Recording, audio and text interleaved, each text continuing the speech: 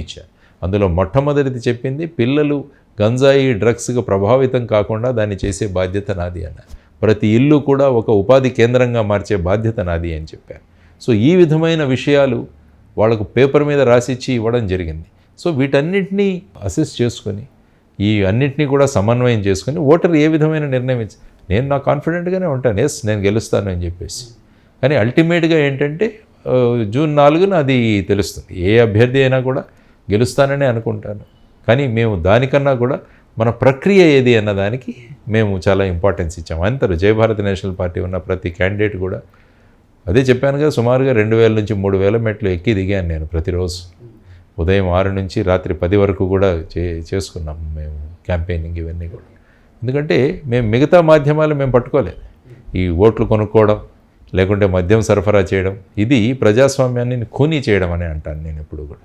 ఇది ఎప్పుడు కూడా ప్రజాస్వామ్యాన్ని మన మాతృమూర్తిగా భావించినప్పుడు ఆ మాతృమూర్తిని కాపాడుకోవాల్సిన బాధ్యత మనం, ఆ మాతృమూర్తికి ఇంకా బలోపేతం చేయాల్సిన బాధ్యత మన మీద ఉంది. కానీ ఆ విధంగా అమ్మకాలు, ఈ మందు లిక్కర్ సప్లైలు ఇవన్నీ కూడా మేము ఎప్పుడు కూడా చేయం. అది జయభారత్ నేషనల్ పార్టీ యొక్క ప్రిన్సిపల్. సో ఆ విధంగా మేము ముందుకెళ్ళాం. ఎందుకంటే మార్పు రాజకీయాలు తీసుకురావడానికి వచ్చిన వాళ్ళం. కాబట్టి మార్పు అన్నది సడన్గా వస్తుందా అన్నది కూడా ఆలోచించాలి. చెప్పలేము. ప్రజలు ఏ విధంగా దాన్ని స్వీకరించారో అది మనకు తెలుస్తుంది. వచ్చిన రిజల్ట్ బట్టి మనం ముందు ఏం చేయాలి అన్నదాని గురించి కూడా మా బ్లూ ప్రింట్ తయారు చేసుకొని మేము ముందుకు వెళతాం. రాబోయే పంచాయతీ ఎన్నికలు కావచ్చు, రాబోయే లోకల్ బాడీ ఎన్నికలు కావచ్చు, కార్పొరేషన్ ఎన్నికలు కావచ్చు, వీటన్నిటిలో కూడా యువతరానికి ప్రాతినిధ్యం ఇస్తూ ముందుకు తీసుకువెళ్ళాలన్నది జయభారత్ నేషనల్ పార్టీ యొక్క ముఖ్యమైన ఉద్దేశం. సార్, మీరు ఇందాక ఒక మాట అన్నారు, ప్రభుత్వాధినేత ఎవరైతే ఉన్నారో వాళ్ళు ప్రొవైడర్గా ఉండకూడదు, క్రియేటర్గా ఉండాలి. అంటే క్రియేటర్ అనేది నా ఇంటర్ప్రిటేషన్. సో ప్రొవైడర్గా అయితే ఉండకూడదు అని ఒక మాట అన్నారు. సో ఇవే మాటలు ఆ మధ్య చాలా famous political adviser Prashant Kishor ఒక ఇంటర్వ్యూలో చెప్పారు. ఓకే, జగన్మోహన్ రెడ్డి గారు ఒక ప్రొవైడర్గా మారిపోయారు, సో అది ఒక విధంగా ఆయన్ని దెబ్బతీస్తుంది అని చెప్పారు. సో దాన్ని అందులో నిజం ఉందని అనుకోవచ్చా, లేకపోతే ఆయన ఏదైనా ఇంకొక పార్టీకి అంట కాగుతూ, లేకపోతే ఇంకో పార్టీ అంటే టీడీపీని సపోర్ట్ చేస్తూ చెప్పిన మాటలుగా భావించాలా? అంటే నాకు ప్రశాంత్ కిషోర్ గురించి తెలిసిన విషయాలు ఏమంటే ఐ థింక్ ఆయన ఐపాక్లో ఇప్పుడు లేడని నేను విన్నాను. తను కూడా ఒక అవుట్ఫిట్ ఏదో పెట్టుకుని బీహార్లో ఆయన మొదలు పెట్టారు. కానీ అందులోంచి ఇప్పుడు బయటకు వచ్చేసి 25వ సంవత్సరానికి బీహార్లో అసెంబ్లీ ఎలక్షన్స్ ఉన్నాయి.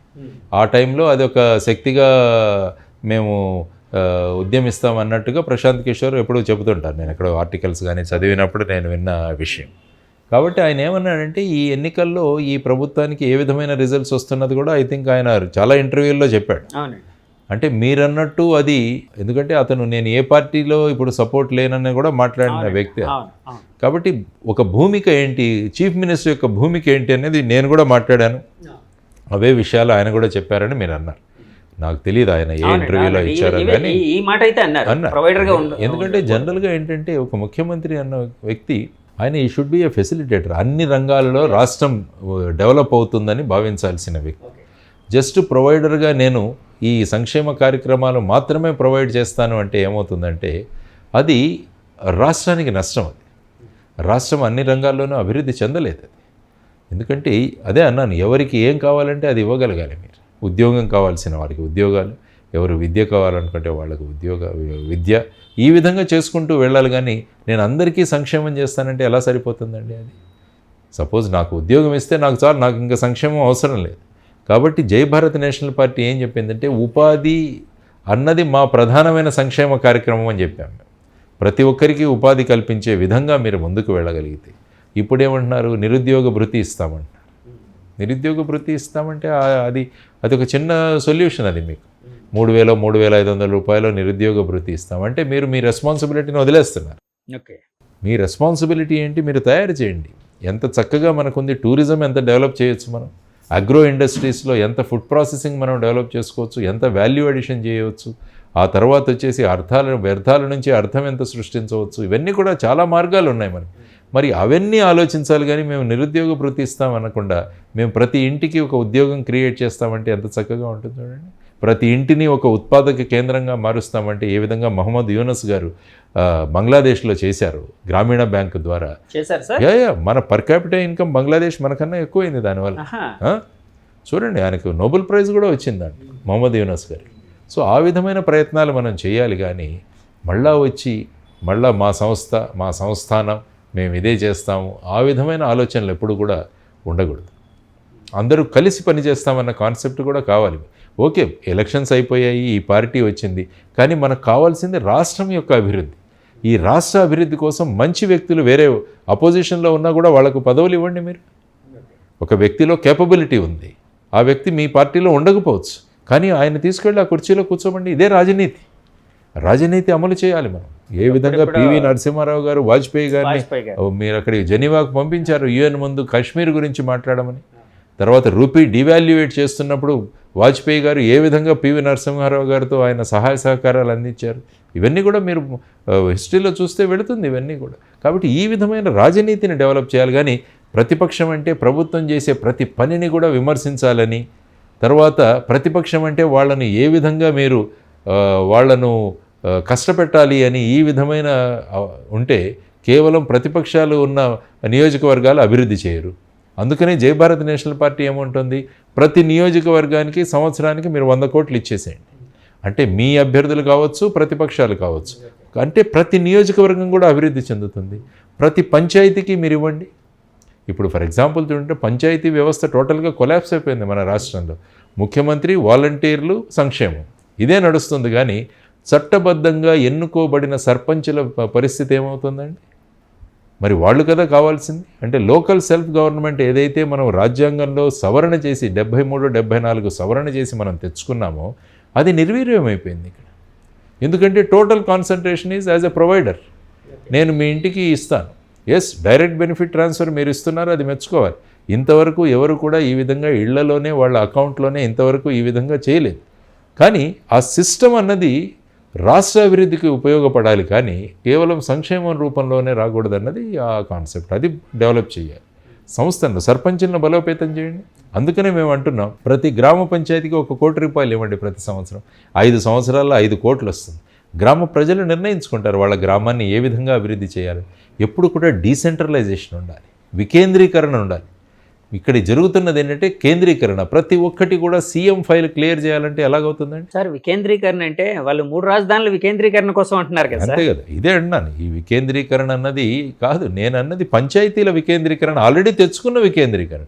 ఆల్రెడీ మనం అంతా కొట్లాడి 73, 74 అమెండ్మెంట్లు రాజీవ్ గాంధీ గారు ఉన్నప్పుడు, తర్వాత పివి గారు వచ్చిన తర్వాత దాన్ని అమల్లోకి వచ్చింది. అది కాకుండా మనం మళ్ళా దాన్ని డైల్యూట్ చేసేస్తే ఎలాగా మన ప్రయోజనాల కోసం? ఈ 3 రాజధానులు అన్నది వికేంద్రీకరణ అవ్వదు ఎప్పటికీ కూడా.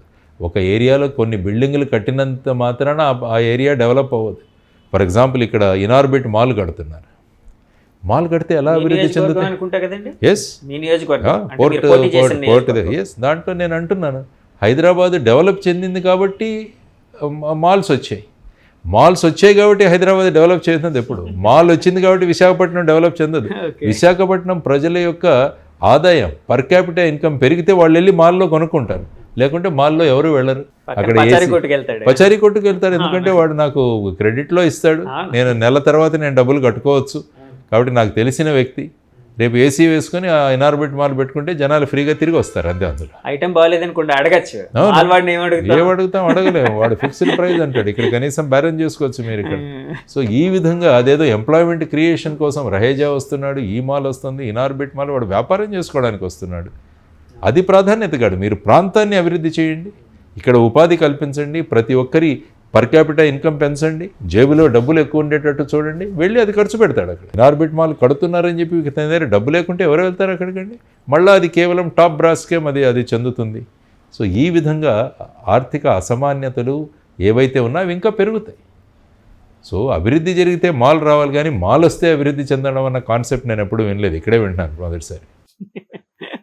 సార్, ఈ మధ్య ఎలక్షన్ సినేరియో అంటే డిఫరెంట్గా జరిగింది.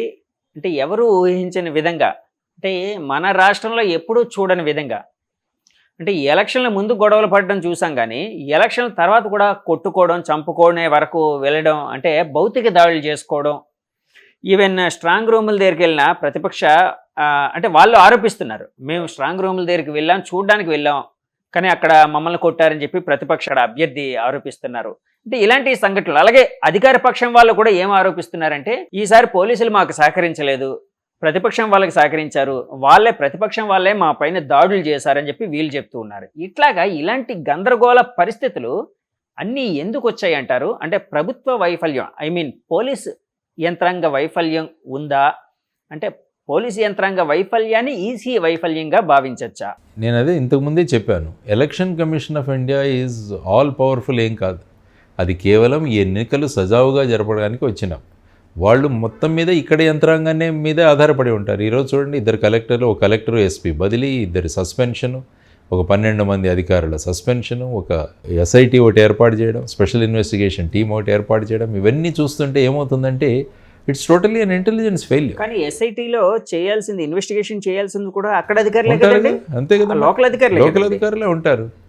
ఇప్పుడు ఆపరేషన్ లేకుండానే మోకాళ్లకు ప్లాస్మా ట్రీట్మెంట్, మీ ఆర్థోపెడిక్ సమస్యలన్నిటికీ రోబోటిక్ టెక్నాలజీ ద్వారా తక్కువ ఖర్చుతో శాశ్వత పరిష్కారం, ఫ్రీ కన్సల్టేషన్, ప్రతి ట్రీట్మెంట్ పై 20% డిస్కౌంట్. ఈ ఆఫర్ కొద్ది రోజులు మాత్రమే, త్వరపడండి.